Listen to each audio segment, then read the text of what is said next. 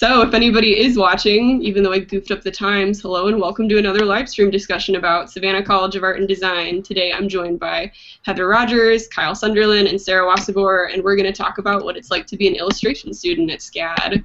So I have some topics we'll go through, and then we'll move on to a question and answer session at the end. It'll be like an hour long, so shortly after that we'll do question and answer. If you guys have any questions, go ahead and type it on the chat in YouTube, and we'll get started. So I guess I'll have you guys introduce yourselves. Tell us a bit about who you are, when you attended SCAD, and what you're currently working on. I don't know. Heather, you can start. Hi, I'm Heather Rodgers. I went to SCAD. I graduated in 2014, right? Is that the year I graduated? Yeah. Okay. Seems right. I graduated in 2014. Feels like it's been a really long time.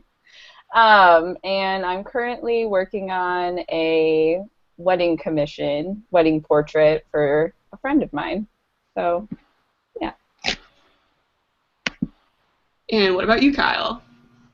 Hi, I'm Kyle Sunderland. I'm actually a current student. I'm graduating this June, so right now I'm working on my portfolio. And that is a lot of work. Last I'm quarter. trying. And Sara. Hi, I'm Sara Wasserboehr. I graduated in 2014, and I just finished a commission for a catalog company. It's a t-shirt design that'll be paired with some cool pajama pants. I love pajamas. That's exciting.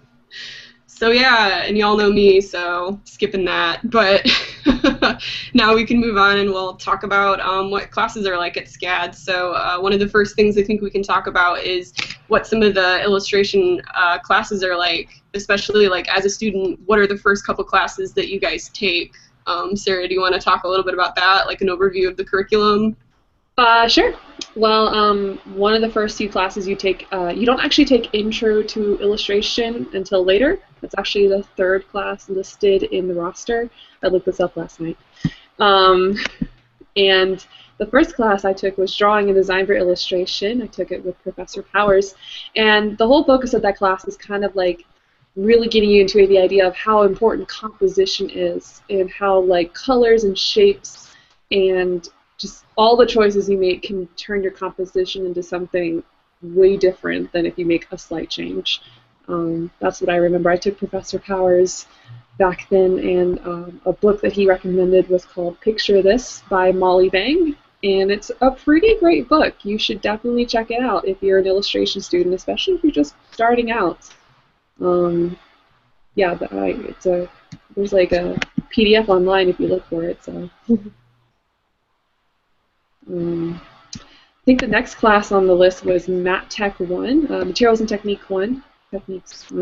I took that with Professor Sanchez, and it was a lot of exploration, I remember. I think we did like watercolor, graphite, printmaking, and our final project was a mixed media piece. And that's what's so great about illustration is that you get to like really explore all kinds of materials. And those were like the first couple of classes I took. Should I talk about Intro to Illustration? Yeah, why did they keep it 3 classes in? Like, why isn't that the class that you start with? You know, I've never figured it out personally. But I took it with Professor Denawi, who is pretty great. So, and it's like, it was one of the, I remember finally being able to do digital illustration in his class. That was my first time, because I think in my drawing and design class with Professor Powers, we focused mainly on traditional media, and then in Mat Tech 1 is all traditional media. So I was just really excited to be getting on the computer finally. And in his class, we just explored like real-world projects you might run into. I think we did like, well, Heather and I took that together. I remember. Yeah, we were in the same class. Yeah, we did a character design project for circus characters. We did an illustration of a limerick, which is kind of an editorial illustration approach. I listed it. Hold on, let me see if I can find it. We also did like a cover for the New Yorker, which is like a famous publication that uses like a lot of like illustration for their pretty much all their covers. Yeah, that was a great project. And then I think the last project was. Oh, we also did a poster design project. Yeah, we did do a poster. And like to go back, Lisa, really quick. I think one of the reasons maybe why they push intro back is like drawing for design, which is like your first class that you take, and like materials and techniques and things are more, I think, like classes where you get to kind of hone in on your craftsmanship and like actually like learning how to use different materials. And then like with drawing for design, like Sarah said, it's like a lot about how you compose an image to make it like impactful, since illustration is all about like communicating a specific idea. And so I think when you have those tools in place, you can then move on to intro to illustration, which is more of like an overview of the different markets and different sample projects, like Sarah said, that you might get in the field. So yeah, if that makes sense.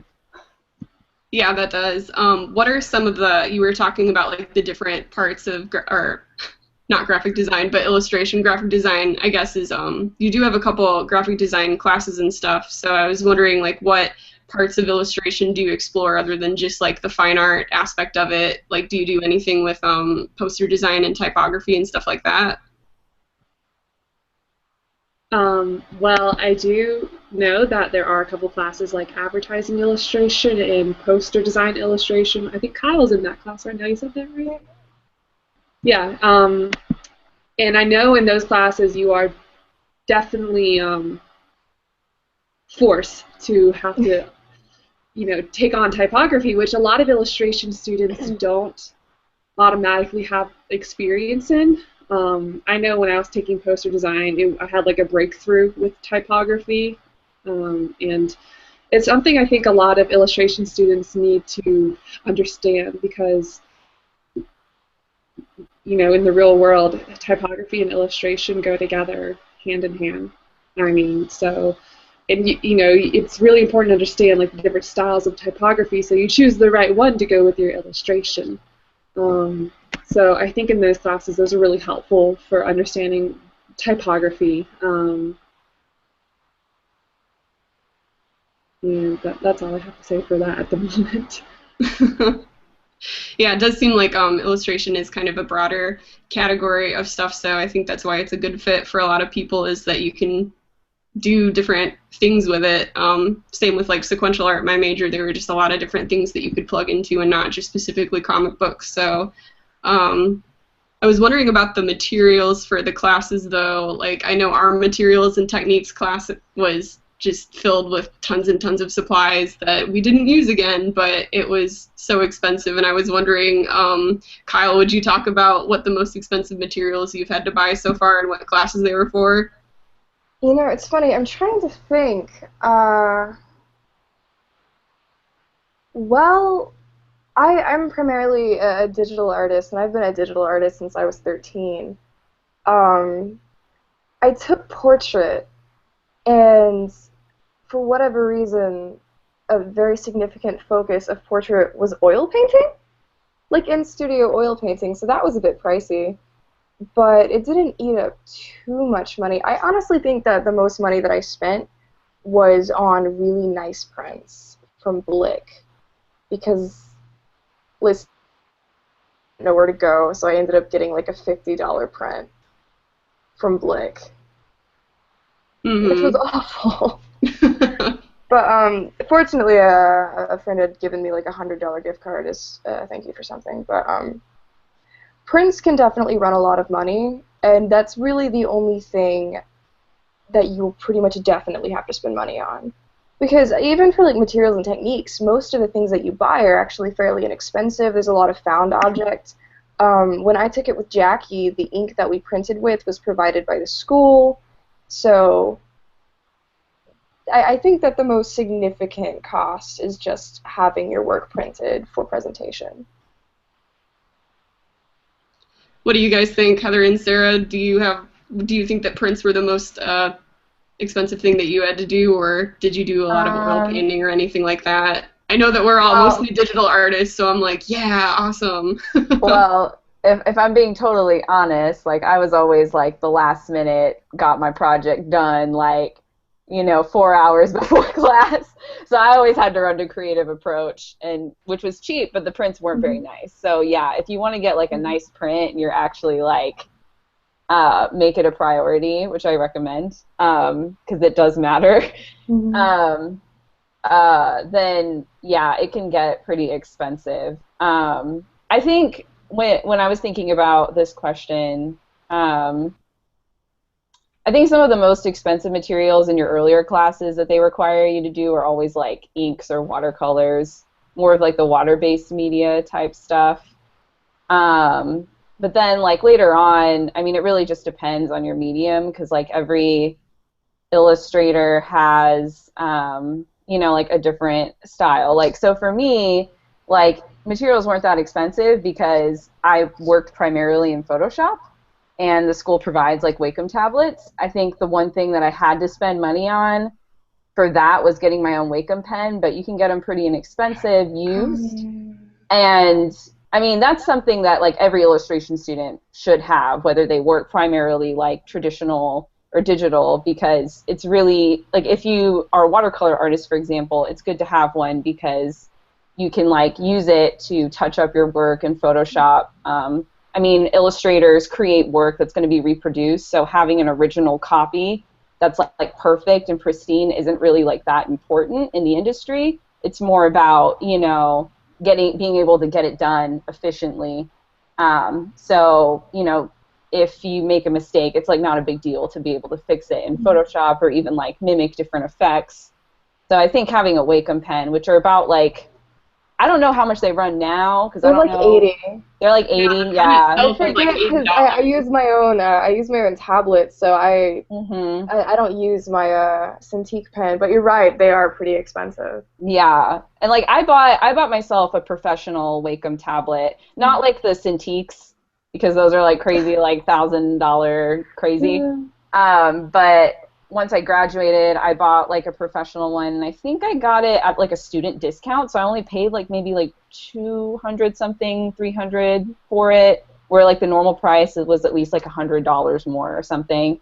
So that's another thing, is like I know that there are resources on like SCAD's student page thing, whatever that thing was called, the portal, where like you can like buy like electronics and stuff for like a student price. So yeah, I agree. Like one of the single most expensive items you will need to be interested in as an illustration student is a Wacom pen. But luckily you don't have to buy the tablets. There are definitely a lot on the campus. Yeah, back then it was like between 75 and 80. So I don't think that price has changed too much. And I think it's really important that I agree that all illustration students be able to have access to, a Wacom pen, because even if you do work traditionally, you need to be able to, reproduce it, because in the real world you have to send digital files to your clients, and you need to be able to edit it in programs like Photoshop. And it's not cheating. I just think that cuts out the middleman. But what were you going to say, Kyle? It's not cheating. Edit things digitally. Do whatever. Like, just get what you need and then put it in, because it's so fast. Adjustment layers are everything. Yeah. It's not cheating. It's just another tool. Yeah. I think, and especially like in the real world, like once you start getting like projects, like lots of projects that you have to juggle, like there's not, the luxury of having, like a couple months to finish a piece and make it pristine and perfect. So unless you plan on like selling original pieces, and there are some artists who like, have enough experience that their original stuff looks pristine anyway, then it's really not important for like the original to look good, as long as like the final reproduced piece is good. Yes. So, helpful tip, if you don't know how to use Photoshop, be very willing to learn. Just let it happen. There were a lot of classes that pushed you to do traditional materials, like especially in the beginning. Are you restricted to only doing stuff with traditional materials, or do they let you loose to do digital illustration from the get-go? Well, I remember, when in the first couple of classes, they did only want us to use traditional material, and I think that was a good thing when you're first starting out as an illustration student. It's good to get your feet wet in a lot of different things, because this is a very explorative, is that a word? Major, and so, but definitely when I got into the upper level classes, you were able to do more of what you wanted to do. And I wanted to do digital illustration, so.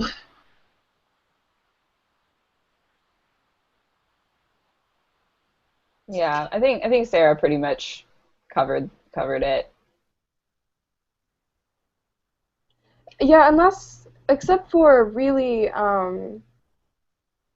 drawing and design and intro, for the most part, unless it's like actually a materials and techniques class like Mat and Tech 1, Mat and Tech 2, or digital, which obviously you have to do digital, it's pretty open-ended. Just do what you like. For the most part, do whatever style you like. The focus becomes very quickly more on visual problem solving than it does on like following a specific formula. Yeah, definitely. I mean, they teach you that even like the material you choose to create the illustration is an important aspect in what message you're trying to convey. So, if your message is best displayed in oils, do it in oils. If it's best digital, do it in digital. That's a good way to put it. That things should just be problem solving anyway. And I don't know, I'll just to the death argue for digital art. It just seems like it's so efficient. And like you said, Heather, or was it Sarah? Sorry, I don't remember. Whoever pointed out that if you're going to be sending it to a client anyway as a digital file, you might as well keep it going digital unless you have to use other materials. But I don't know. What classes do you guys think were the most challenging for you? I'll ask you, Kyle, because you're still in the thick of it. What's the hardest thing that you've had to deal with so far? To be honest, I brought it on myself because I took portrait because I love drawing people. That's all I've ever done.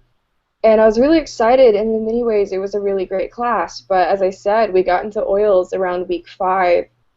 And I'm telling you, man, like that's the first time that I've really, in a long time, tried something and not been able to pick it up like right away. So I got really frustrated. And it just was not a good time. I couldn't figure out how to layer. It just didn't make any sense to me. So that was challenging, but that's not really something that anyone has to do. I did that to myself.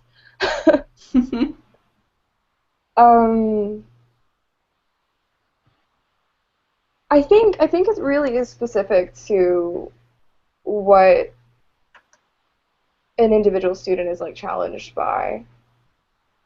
Because if you're not good at like more narrative illustration, book might be challenging for you if you can't figure out a way to make it work. If you're not especially conceptual, editorial can be really challenging. And yeah, that's really all I can think of on that subject. I agree. What electives have you taken in the illustration department? Yeah. Well, actually, now that I think about it, I'm just now really getting into my electives. I took portrait last spring. Now I'm in poster and advanced digital, and then next quarter I'm going to take concept. Concept is going to be terrible, that I know. But I'm committed. Who's concept with? I don't know. Usually it's I don't know her, but I've seen her, and I think that's really all she teaches. But sometimes the new chair, Ron Spears, teaches it. Like he was teaching it this quarter, and because of a scheduling problem, I couldn't take it this quarter, which honestly is much better for my health and well-being. Maybe you should explain really quick what concept is. Concept for illustrators is an elective that focuses on pre-production art and visual development. So that's art for video games or movies. Whenever an idea has been pitched, a lot of times there will be art that comes with it, but then especially after it's been greenlit, artists will be hired to help develop the like visual aesthetic of whatever the product is, whether it's a video game like BioShock or a movie like Lord of the Rings. There will be artists who do still images that kind of capture the atmosphere that the creators are looking for. And sometimes that also includes like character design and asset design, like props and things, and creatures. Just anything that kind of needs to be made up will be done initially by 2D artists. Is the concept class, is it part of the mainstream curriculum, or is it an elective that you get to pick out? It's an elective, but right now it's very popular because everybody wants to do concept art. But it's okay, do what you love. It's a lucrative business, so I don't blame them. Mm. What electives did you take, Sarah? I know you did children's book the same time I did, so I remember that. Oh yeah. Well, I think according to our curriculum, we had to take either book illustration or children's book illustration. So I don't know if that was an elective per se. Mm-hmm. That was definitely one of my more difficult classes because it is just a ton of work. I took it with Alan Drummond, and who's this just great man. He's just so British and so wonderful. So kind. And it was just, we had to conceptualize the book. We had to then, work on the character designs. Then we had to do like 16 spreads of illustrations. Luckily, he only made us bring 3 spreads to final. But at the time, I had it printed by Blurb, and it's currently in a box somewhere in this apartment because I'm moving and everything's in boxes. So that was one of my more challenging classes, especially because it was also my senior year that I took it, and everything was crazy. And he's also very demanding, but you don't mind so much because he's such a cool guy. But one of my favorite elective illustration classes was illustrating the edible with Linda Warner Constantino, and I loved it so much because I love food. Oh, that was the thing with the elephant you did. I think that's on It's on my website. Yes. The great thing about taking classes with Linda is that she is so involved and so knowledgeable about art licensing, which is very practical. So when she gave us this, we had to illustrate a recipe. When she gave us this assignment, she wanted us to submit it to the website They Draw and Cook, which then they take these recipes that illustrators illustrate, and they choose some and they publish it in a book. So that was one of our first projects, was to illustrate a recipe, and it has to follow these very strict guidelines, and you have to be aware of like things like the gutter, which is the part of the book that kind of folds in the middle. And so nothing important can go right in the middle of the piece, and like it was just a fun class. Because honestly, what's not fun about food? So that was definitely one of my favorites. We also learned how to make like repeat pattern illustrations, which was awesome. I made one about corgis. I remember that. Trying to find all your stuff. Yeah, here it is. Oh, that's my Paris one, which I also took. That was for my self-promo class. But yeah, I learned how to make repeat pattern illustrations in her class, and those are always fun. So, like I said, one of my favorite classes and one of my favorite professors, and yes.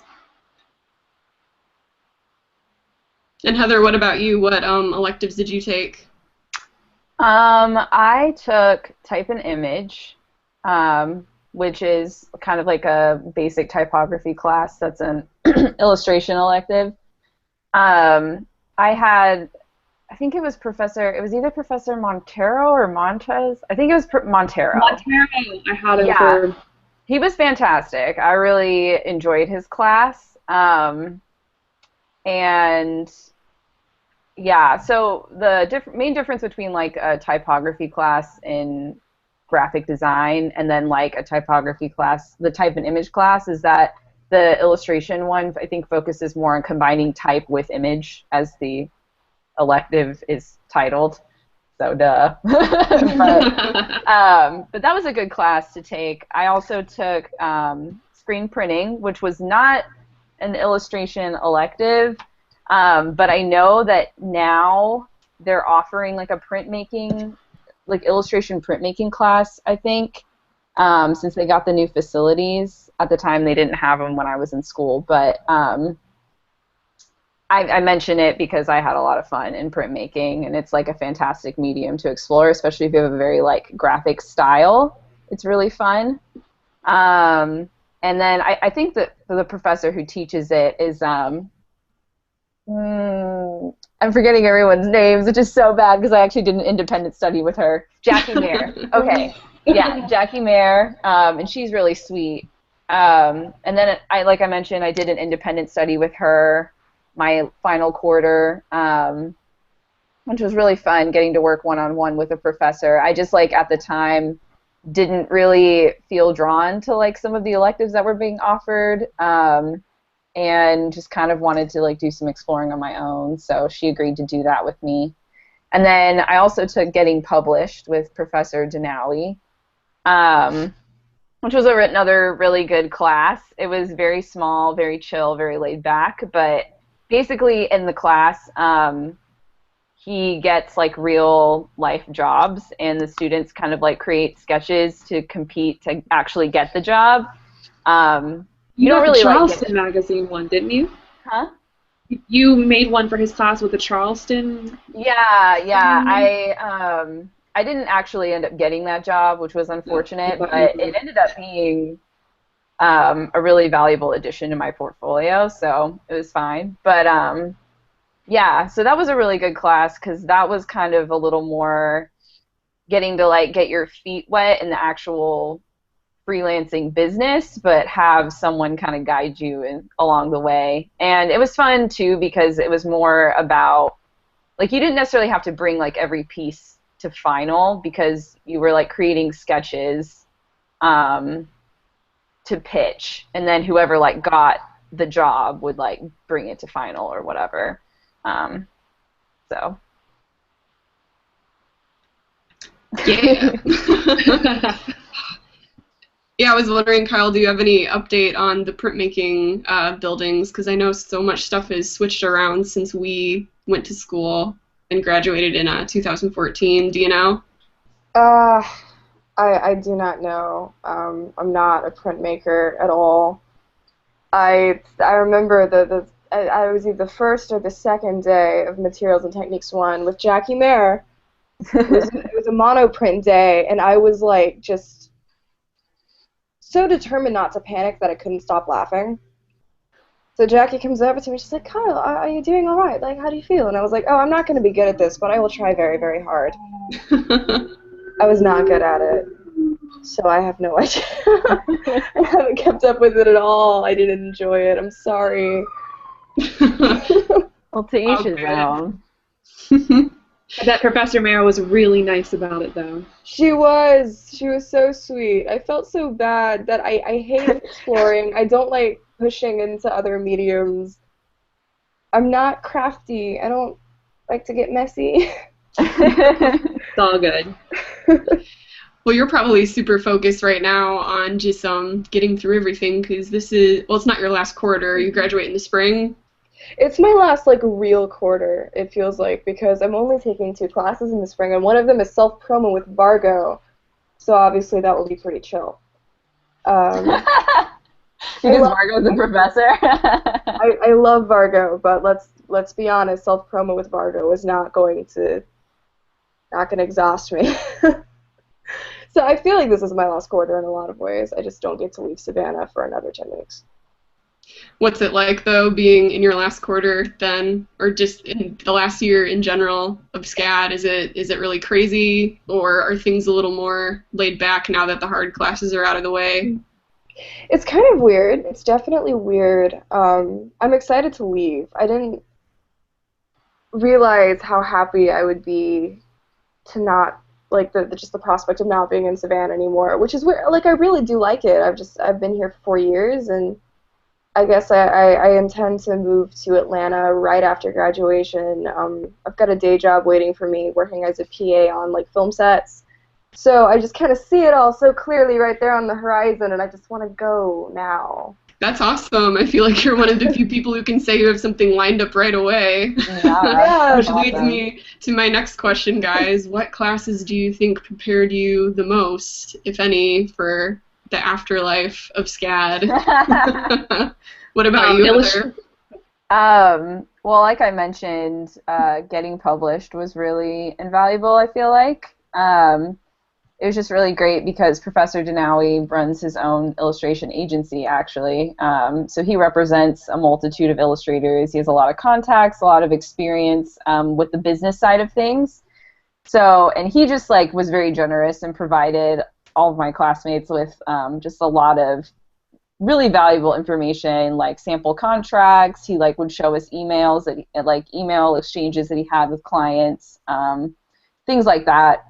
So, and then plus you get to kind of like make new connections through that class to art directors, just like from doing work, like from the jobs that he gets. And then I think portfolio and self-promotion were probably pretty helpful. I mean, now a lot of my portfolio is like kind of outdated. I feel like I've learned a lot since leaving school, but it was good for helping me during the career fair. I brought my portfolio with me, my physical portfolio, and that's what got me kind of my first internship, I guess you could say. So that was helpful, and self-promotion, of course, just like business cards, getting a website set up, all the necessary promotional things, I feel like was helpful. So good. Fill out your checklist.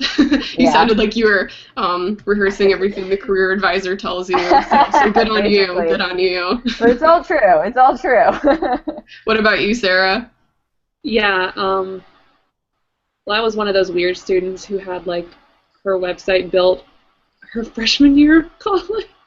I know, because we took that CMPA class together, which for anybody who doesn't know is like the media arts class, and you just like skipped out on the last assignment because your website was better. It was better than anything we were going to learn how to produce, and I was just like, wow, okay. Yeah, I was definitely the weird go-getter student. But illustration, self-promo, it's the focus of that class is largely on freelance illustration, which I was not planning on being a freelance illustrator. But it's very helpful if you are, a normal person with, who's not crazy like me. So I remember I had Professor Linda Warner-Constantino for my self-promo class, and we had to prepare our websites. We had to prepare our business cards, our resumes, our invoices. We had to get materials together like postcards printed. So we had to create an all-new illustration for postcards for sending out to art directors. The things we did in my class then were kind of becoming outdated at the time. So I guess anyone who's going to be new to SCAD, I don't know if we're still going to be printing off postcards or not, because everything is much more digital now. But that's what we did in my class, and it was largely focused on freelance illustration, and so I felt kind of disembodied during the classes, and Professor Linda would like reprimand me anytime I brought my laptop out, and I had to show her that I really was working on something, but sometimes I wasn't. I feel like, digital artists get a lot of flack about stuff like that when you're just like, no, I'm trying to cut down the time on some things. It's not any easier. I promise I'm working. I think you guys touched on a little bit stuff with the career fair. Was that helpful for anybody? Did you guys get anything out of it? Because I know I didn't. Yes and no. Career fair is not for comics. I mean, like I said, I went just for the experience. Like, I wasn't really expecting anything, and at the time I was pretty interested in getting into like surface design, and I talked to two companies. One of them was like this design company that does like sorority t-shirts or something, and that was kind of like a remote Yeah, it sounds weird, but their T-shirts were like really illustrative and kind of fun. So I was like, yeah, maybe. I know which one you're talking about. Yeah, so I auditioned for that. They like had me do like a sample project or whatever, but I ended up turning down that job because I got a different job through Career Fair with Carter's, the baby clothing brand, and that's what brought me to Atlanta. So I worked there for about 6 months as a trainee, just sort of like an intern, but they're like kind of slightly more serious about you, I guess, was the description. And then decided that that just wasn't for me. It was a good experience and I learned a lot, and I wouldn't trade it, but it was definitely not like the right environment for me as an artist. So I left, and I'm still working on like trying to actually freelance. It takes a lot of self-discipline. But 2016 is gonna be my year. You can do it. Oh my gosh, it's so hard. It's so hard, but you know, you gotta. It takes a lot of time, and it takes a lot of just self-confidence and willingness to put yourself out there, which I can honestly say like I didn't do very much of last year. Like I did not reach those goals. Which I think was fine. But this year, I want to try a little bit harder. So at least if I don't succeed, I can at least say that I tried really hard. That sounded really depressing. Just a bit. Just a little bit. Oh, yeah.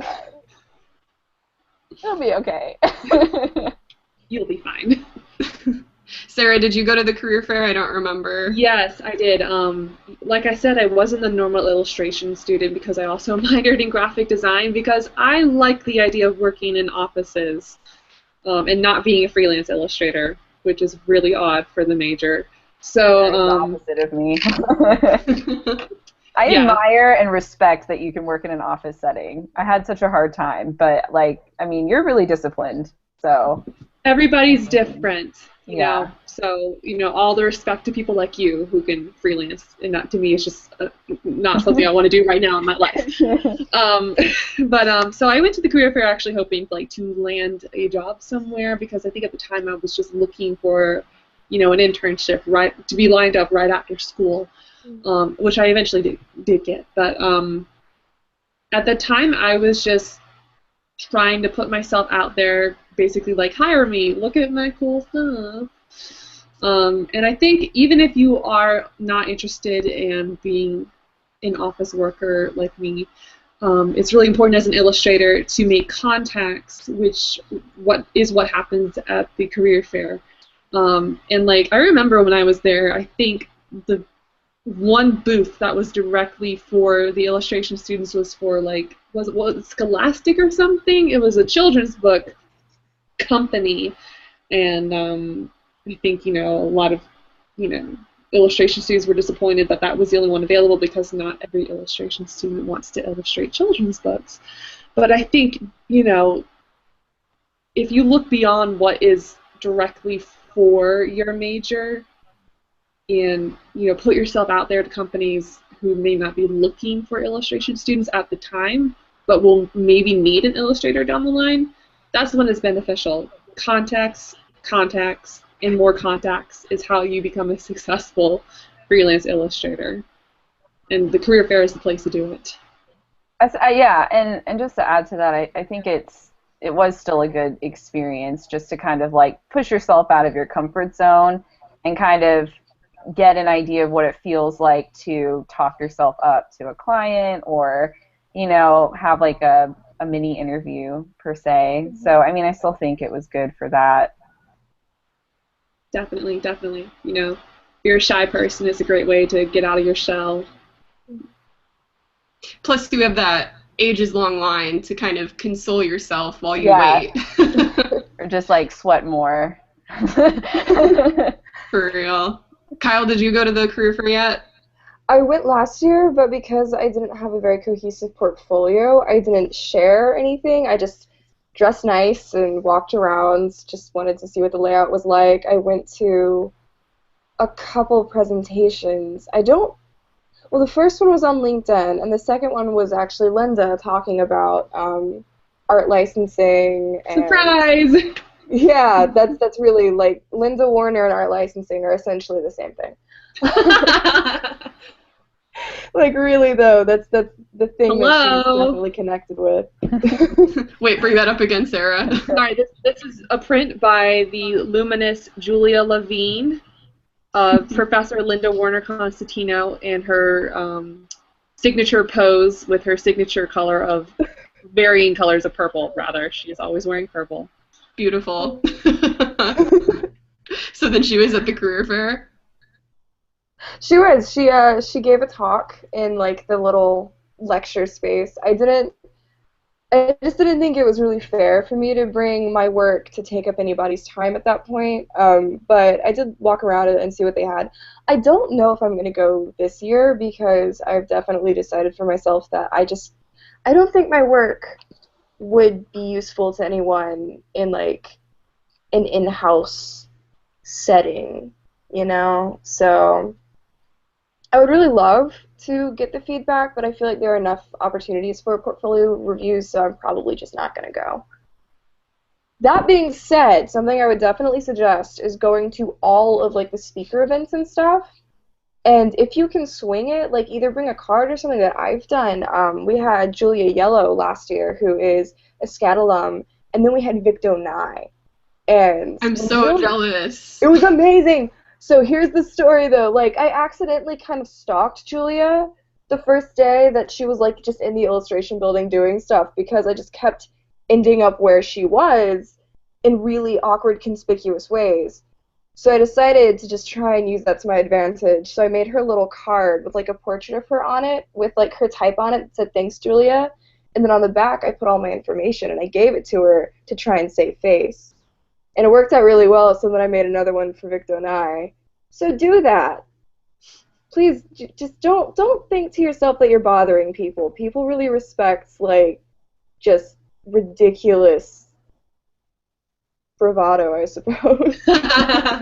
They do. They get really excited if you do something really ballsy. Yeah, you know, I agree to that as well. Feel free, like, whenever a visiting illustrator is in town, like, go introduce yourself, because, like, they're people too, and they're probably just as nervous to be talking to you as well. That is true. We had an art director, we had a creative directors panel last spring, which was great, and the creative director from Penguin was, like, incredibly nervous, which was kind of sweet, and she took my card at the end, and I hope she comes back because I would love to do book illustration, but just, they're not like these lofty superhumans. They're people with jobs, and believe it or not, talking in front of like a huge lecture hall sometimes scares them too, so be friendly and be encouraging, and they'll remember you. That's a good point, though, to remember that they're human, because I remember we have a branch in the sequential department, which is just like specifically comics editors come in from different companies, and you can have one-on-one portfolio reviews, which I recommend over the career fair for people in the sequential department. But I kept thinking it'd be like these really frightening businessmen in suits, you know, just sitting there, hands folded across the table, looking at your stuff in silence. But no, like, people show up in like boogie board shorts and a tank top, and they're just like, "Yeah, let me look at your stuff, man." And I'm like, oh, I'm not frightened anymore. It's pretty good. Everyone's been really nice, and I found that like creative people get really excited about creation, and especially like students, there's just so much possibility there, and they really want to talk to you, and I think most of them really want to help. So use those resources if you ever find any. Yeah, if there are any events that you guys would recommend to any students, especially anybody else who's in the illustration department or joining it, like, what are great ones that you don't think people should miss? I remember when Corey Godby, who is a relatively well-known illustrator in the industry right now, came to Savannah to have a talk, and I didn't go because I was being a lamoid. And, you know, I felt really bad. I think it was like I was in the middle of my senior poop fest, and I just couldn't spare the time. Understandable. But so I currently live in Greenville, and I think he lives around here somewhere. And we have this like. I'm not stalking. I'm just talking about. I know, that was just really funny.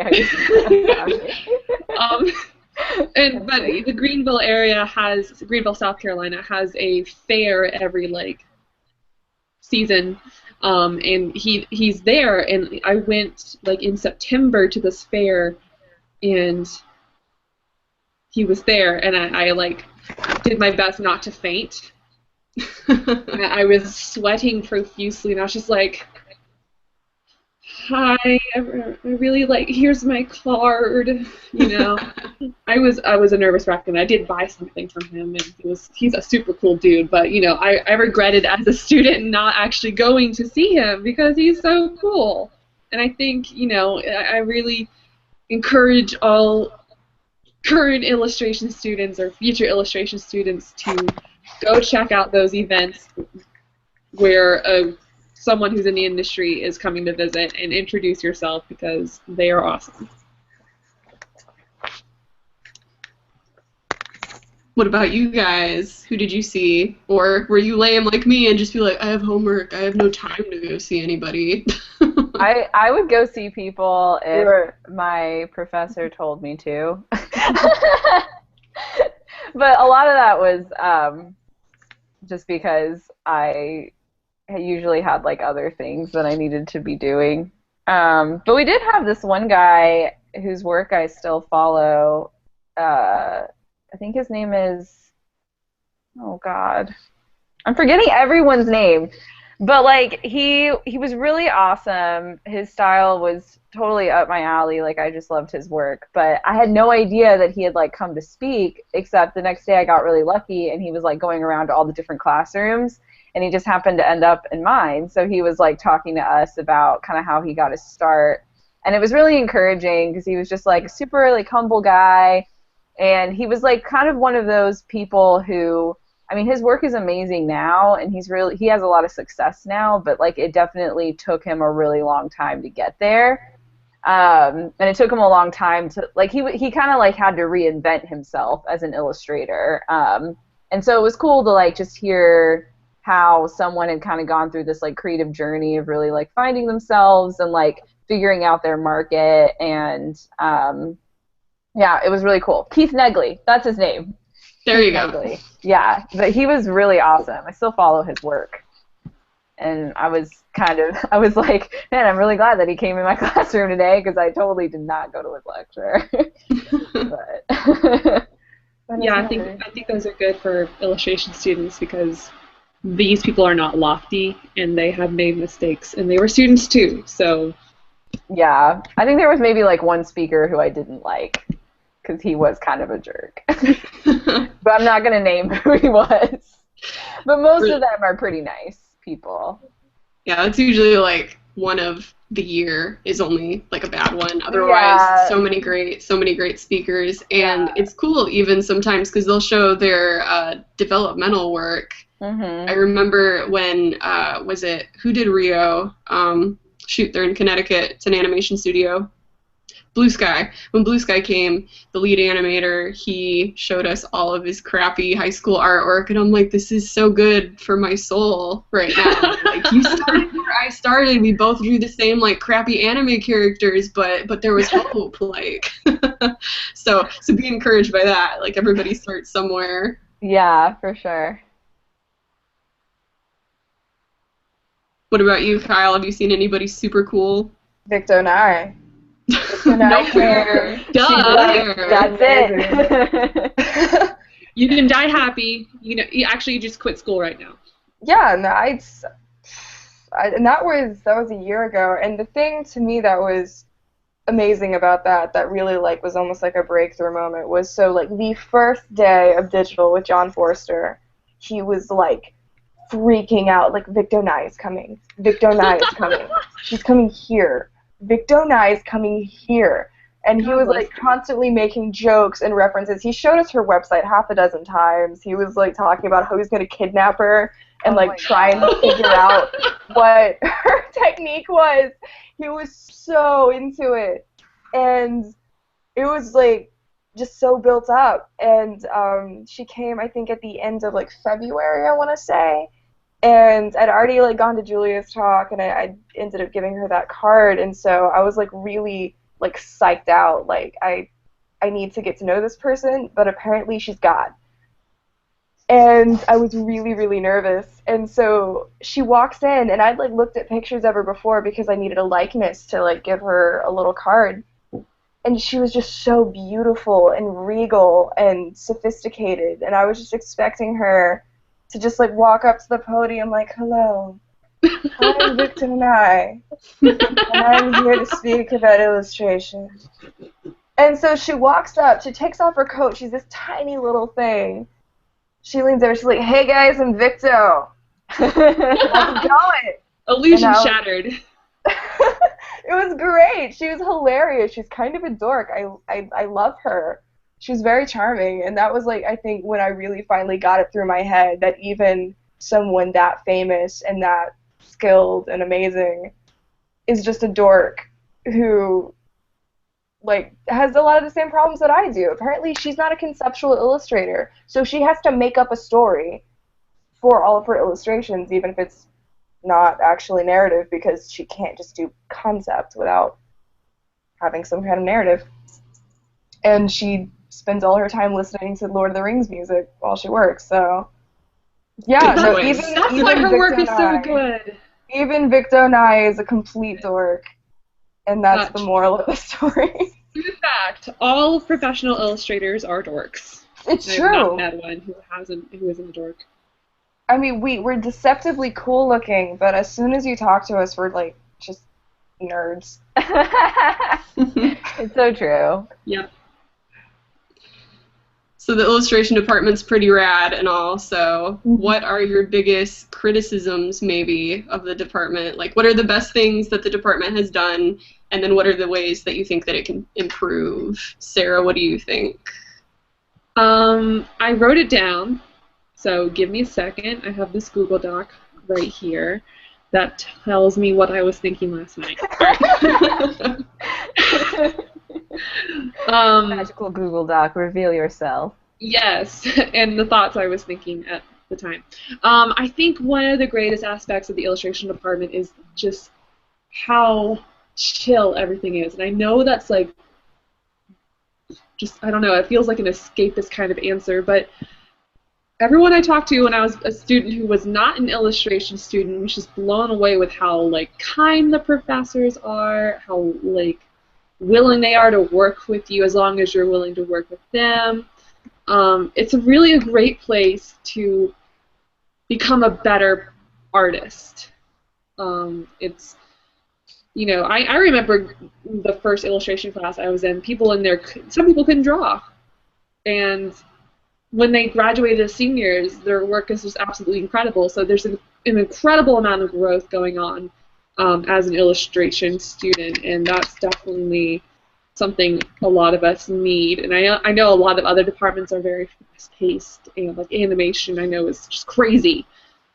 I mean, animation students are awesome, don't get me wrong, but it's crazy. The illustration department is not crazy. And everything's so subjective, and like I said before, it's very good for exploration, you know, in terms of style, in terms of media, in terms of maybe what you want to do as an illustrator once you're outside of school. I think one of the criticisms I have is that when I was a student, there wasn't a lot of encouragement to have a sort of focus, which is really what you need when you are an adult out in the real world. There was still that whole, like, you know, explore and be who you want to be, but not a lot of, okay, but let's, like, get down to brass tacks and talk about how you're going to make money. You don't become a successful freelance illustrator overnight unless you're Anna Dittman. Her work is everywhere. Her work is, she's crazy, and I've never met her in real life, but Anna, your work is beautiful. It is. It's so luminous. I love it. She's great. But not every one of us is an Anna Dittman. I was not an Anna Dittman, so I've never seen her work until I just Googled it. I'll bring it up. Wow. Yes. So your eyes got like huge. Stars in my eyes. Oh yeah, no, her intro work is just incredible. It's all over the building. It's like, how is she real? So I think one of the criticisms I have is like there's just not a lot of practical focus, and I think we could encourage that more, considering SCAD is the college, the art school for creative careers, and not for subjective thinking, which a lot of illustration is. So that's something I think could be worked on, encouraging students to have a focus, a career path of some sort, understanding that they're not going to come out making buku's money when when they graduate. It just is not realistic. So I think that's something to be worked on, and I think when I left, they were starting to work on it more. I know Linda really encouraged all of us to go to some sort of career thing sponsored by the Career Association people. Maya was our advisor for the illustration department, and like Maya was always in our classes during self-promo because Linda really wanted us to be successful illustrators. So hopefully they're still working that way. Yeah, they cycle through career advisors pretty quick. That's my criticism of SCAD in general. What about you, Kyle? Final thoughts? Well, first of all, Maya's still here. I saw her today, actually, and of course there was a great deal of judgment for everything that we hadn't done yet. I love Maya. Maya's a delight, but like, I feel like talking to Maya is like talking to my dentist. There's something that I've forgotten to do that I'm going to be harshly judged for, something maybe I didn't know about or just like forgot. You are so right. That is wonderful. She's the advisor we all need, and like she needs to be a life coach. Yeah, no, not all heroes wear capes, my friend. But yeah, so I'll be seeing her in her office next week probably for advising. They have actually gotten very, very serious as far as discussion of like realistic business expectations. I love it. Yeah, and that's something that I've always really appreciated because I get very frustrated with fine artists because I'm not a fine artist. I'm a commercial artist, and everything comes back to money. And that I think has been instilled in me all the more by the classes that I've taken. Obviously, Denawi is very focused on business. Megan Burkheiser is very focused on business. I've got Linda now. True. The same. Oh my gosh, John Forster can wax poetic for hours on how to protect yourself from like plagiarism. He did it yesterday. They're also perfect, and I love them. I think the thing that I've appreciated the most is first and foremost the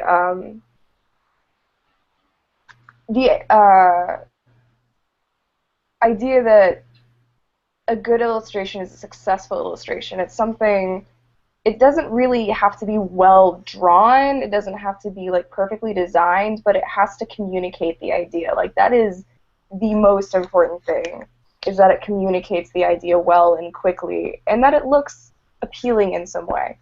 And that's good for me because I tend to fall on technique a lot and just, ooh, it looks pretty, but that's not necessarily what illustration is, especially for something that's more like editorial or book. And I don't know, I don't really know what I would necessarily criticize about the department. We need a printer. Like a color printer. We do! We don't, that was something we needed when we were students, is like being able to print out your work and put it on the wall and not have to spend bukus. Yeah, that would be pretty great. We need a printer, and that's actually in the works, so that's awesome. Yay for Megan. That was Megan's baby. Megan. And parking. Parking is the worst. And it keeps getting worse every quarter. I didn't have any illustration classes last quarter just because of like weird scheduling things. They didn't have anything really that I wanted, so I was just like, whatever, I'll just knock out the rest of my stuff and just do illustration until I graduate. It's gotten worse. I can't, like, Heyman is on the corner of Charlton and Drayton. I was over on Price today.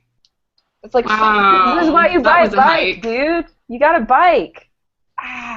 but it's True. cold. I was all about the bike. I Same. miss biking. It was The fun. parking was terrible when Heyman's was solely an illustration building. Is it? Because I know when we left, it was like illustration and sequential. I don't know. Has that? Sequa is here. Sequa, well, not here, Right. but Sequa's in the building. And that is part of the issue. And also there's like some kind of like prep school, because I see girls in skirts. Yeah, like there high is one schoolers. somewhere on that street. And they take a lot of the parking spaces, and they don't park. They leave gaps. It's awful. Evil prep school girls. They shouldn't be driving. They're not old enough. Yeah, how old are they? Like 16-year-old 13? hearts. But yeah, that's. I mean, other than those inconveniences, I don't really have any beef with the department that I can think of off the top of my head. With the school, yes, but the department's great. It's very encouraging, and everyone really wants you to succeed. Awesome. And what about you, Heather? You just gonna rip it out right now? Just rip the department to Yeah, I hated SCAD I'm just kidding.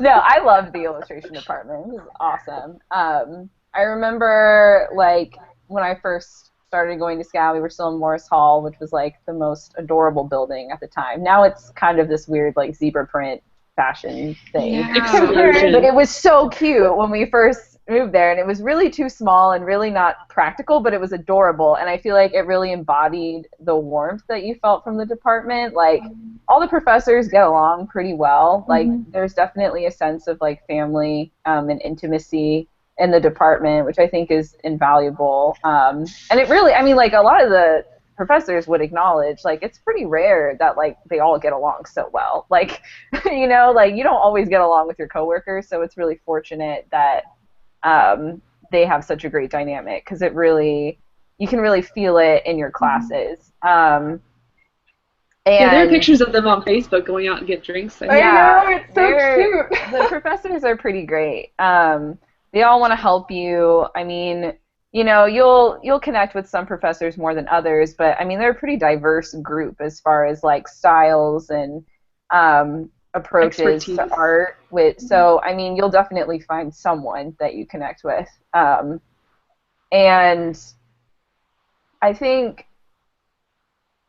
yeah, I mean, like, I honestly, like, now that I've graduated, I, like, realize how great a lot of the resources we had in the department were. I mean, the tablets were phenomenal. I think we had some of the best, I think we had, like, the most updated tablets in the school, which was, like, pretty It cool. sure wasn't like, us, I'll tell you Yeah. that. We just got the Other animation departments kids got a little leftovers. chipped, but we got them. It was really nice.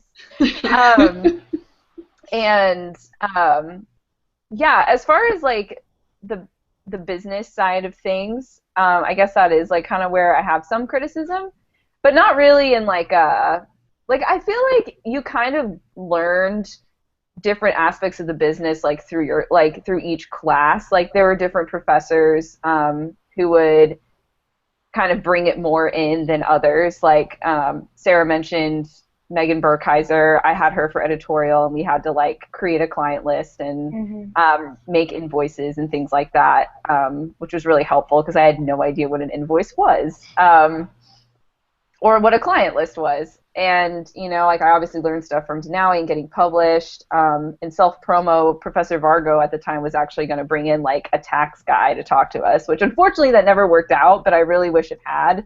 Oh, that would have been so helpful. That would have been very helpful.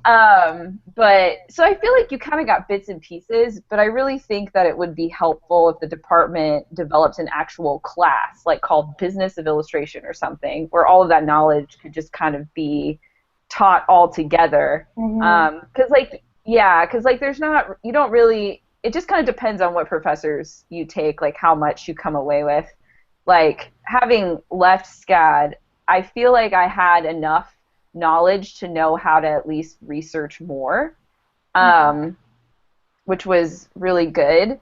So, like, you know, I knew what an invoice was. I kind of had an idea, like, about contracts. Like, I had some basic information that was really good for me to start out with. And thankfully, a lot of the information is really accessible online, and then also through reading books, I've been able to like get more information. Books that Maya actually recommended to me. One of them was called My So-Called Freelance Life, and it was really helpful. So I think it would just be good for the department to kind of condense all of that into a singular class. I feel like it would be really easy for them to do. But overall, I mean, it was a really fun department, and like honestly, I think one of the better ones at SCAD. It's a great department. Yeah. Yeah, they have a lot of strong students too, and I feel like oh my gosh, like I've seen like Professor Denawi on Facebook just like post, you know, like kids from his intro to illustration class, and I just feel like each class is just like more talented than the last. I'm like, I know. Kids in my intro to illustration class were not doing that. Like we weren't doing that, you know? It's like crazy. So I just think, yeah, it's a great department, and I feel like it's only getting better, hopefully. Yeah. I'm glad that they're, you know, condensing the focus more. So good. Yeah, that's good to hear.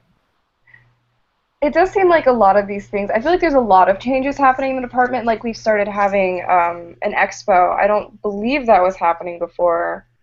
A student expo? Yeah, Is that like do you mean like a show, or is it like a... It's like a market. Market? Okay. It's kind of like B-Market, but it was that. specific to illustration and sequential students. Which Yeah, that was pretty cool. It was a cool awesome. idea.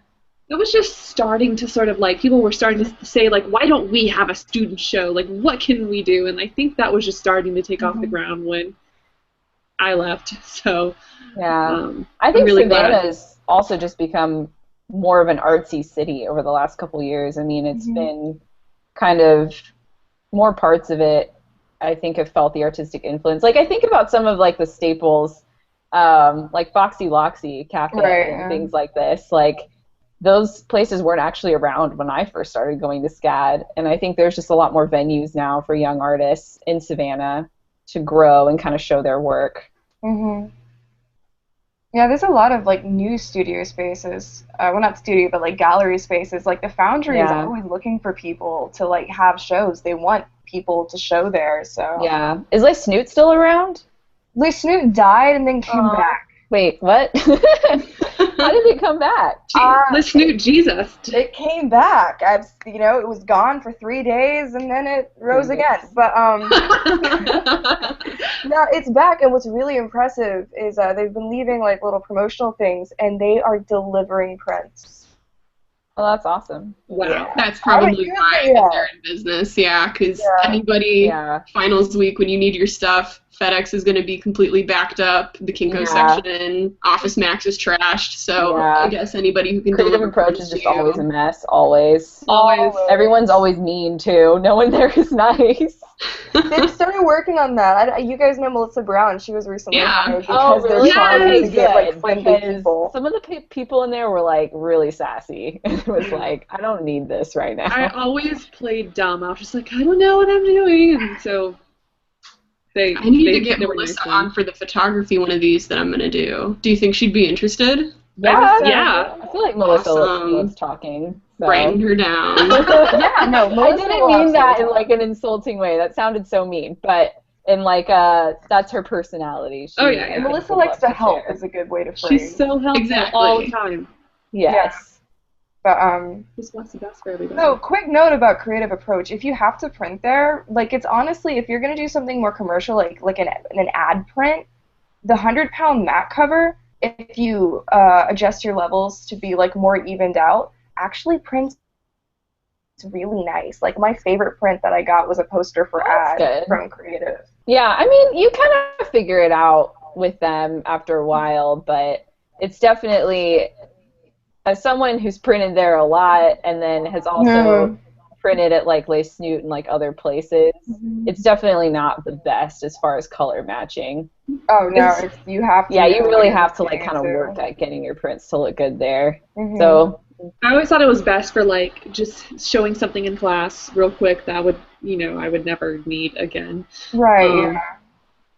So, and I remember when they just couldn't print purples very well, so I created like 4 different color versions of one piece and have them printed out on like an 8x11 of the paper I would be using. And so that's a good way to find out like what's the best way your piece is going to, look like when you're printing it. Mm-hmm.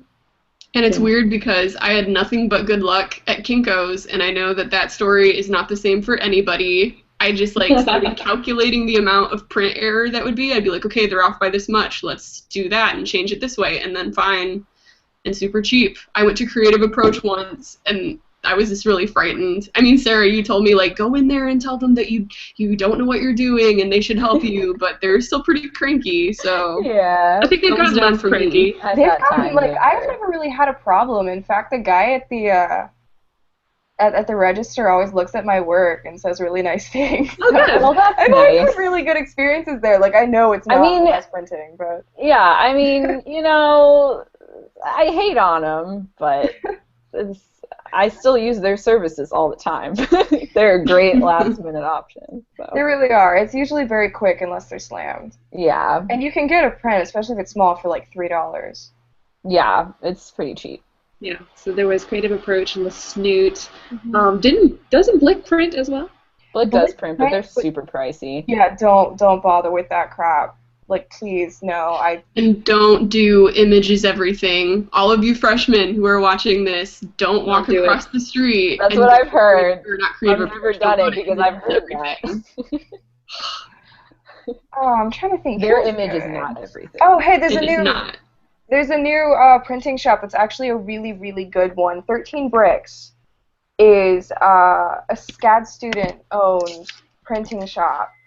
And they are actually great. They are pretty cheap, and their paper is good, their prints are good.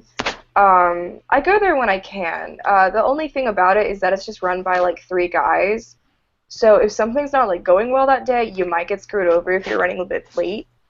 But quality is very high, and the price is pretty low. So 13 Bricks, write it down, kids. I'm looking it up online right now. Yeah, I'll try to go back through this and then post the links in the description once it uploads, but better wrap this thing up. In closing, guys, why should somebody be an illustration major? Sarah, go. Okay, let me pull up my docs. You can't let everybody know that I ask you the questions beforehand. I'm sorry, Lisa. Lisa, I think you just did that. All right. Okay, so I went in knowing I wanted to be an illustration major, but you should definitely consider illustration if you want to, refine your skills as an artist, but as a commercial artist, make money, and learn how to not only draw but compose. You only have normally you only have one frame, one image to convey, a message, which is really hard. And so if you're a problem solver, this is for you. It's great for nurturing your talent, and you'll come out as a better artist, definitely. If you become an illustration major, treat your professors like clients, because then you'll learn how to act with clients. And what you put in the class is what you're going to get out of it. So, yes. Good. Well said. Heather, what about you? I think a lot of people ask, was it worth it going to art school? And I still think it totally was. And I think being an illustration student is awesome. You learn a lot, you grow a lot. It gives you space to do that without, having the pressure, having financial pressure upon you. I think it's a great department. It's very open. You can really do anything with it. It's a good place to be if you enjoy drawing and you would like to make money eventually doing it, but maybe you don't have something super specific. I feel like the skills that you learn and the classes and the different markets, it's just so open. It's a good place to at least start. And then you just might find that you love it so much that you stay. But yeah, it's just a fun department. I wouldn't trade that experience for anything. Good stuff. And then Kyle, was it all worth it? Or are you going to change your mind right now, last minute? Major in something different. Oh God, what have I done? I think for me, what I think about illustration, I started in the illustration department because I wanted to get into pre-production art, and actually I ended up falling more in love with just pure old-fashioned illustration. I've pretty much pushed pre-production art completely aside. I feel like normal illustration is what I'm actually better at. And what I would say to anyone who's like really wants to make money with art, I remember when I was like 13 and I first started thinking, I need to get a job eventually. What do I want to do? I knew I wanted to be creative, and the only thing that I could think of that seemed like it would like pay steadily was graphic design. And then I found out about illustration.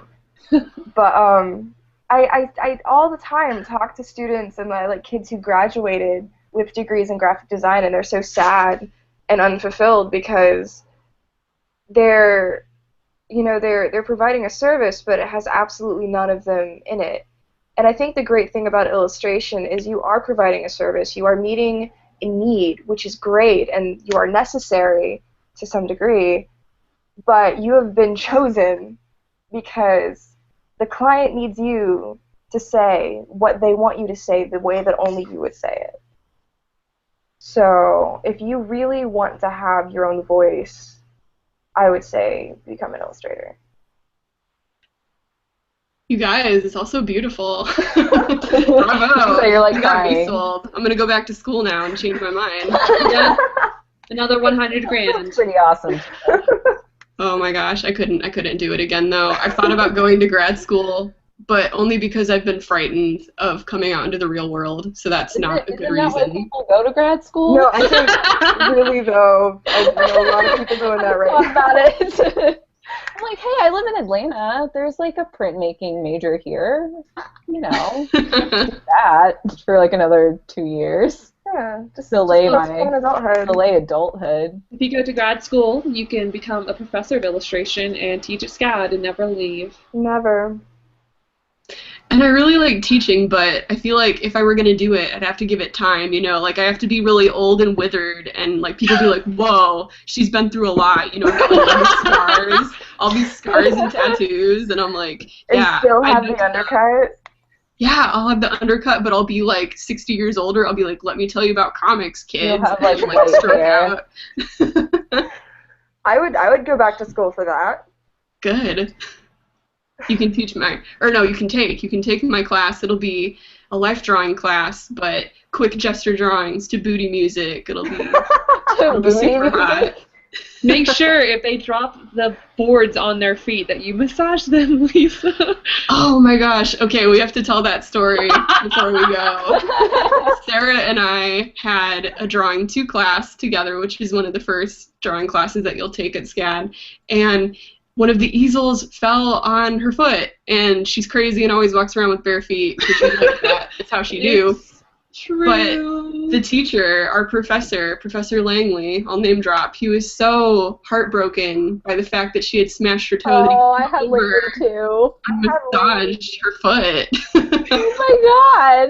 He's a weird man. He is kind of weird. But I love him, but he was a little odd. I took life drawing with him, and he was so disorganized, he gave me a panic attack. Aww. So I've got a lot of bitterness about that man that I don't want to air right now. Okay. Hopefully he's not watching right now. Well, He's gonna you come should have after just you, dropped Kyle. something on your foot, and all the bitterness would have gone away. So, just saying. Yeah. I wonder how many professors will watch this, because I've already been informed that some of the career advisors have started tuning in. Kaylee told me, and I was like, oh, hi, Yeah, Maya! I was looking at myself. I was like, huh. Oh dear. I'm glad I didn't say anything nasty. We're all Love you, paid Maya. actors You're the anyway. best. It's on the internet now. It's Never forever. take it back. It's forever. Coolness. Well, I think that'll do it for tonight. So, because, yeah, it looks like, nope, nobody used the chat, but that's my fault because I said it was on Central Time instead of Eastern. Punch yourself in face forever. Next time I'm thinking of doing photography discussion. I'm trying to get some international students together because I know that was a request in the comments, so definitely more stuff to come. But anyway, thank you all for watching, whoever did, and well, I guess people can still watch on YouTube tomorrow. That's a I good watched thing. Lisa. That's a good thing. So anyway, have a good night, YouTube. That sounded so lame. I need an intro. You Can't need talk. theme music. I That's what you do. need. Unicorn sweeping You across need to the get a screen. motion graphics major over here and make like a little intro for you. I do. But I'm not gonna pay. It's gonna be for exposure. I know someone. Oh, we know one. All right. Well, I'm gonna hit that stop broadcasting button in 3, 2, 1.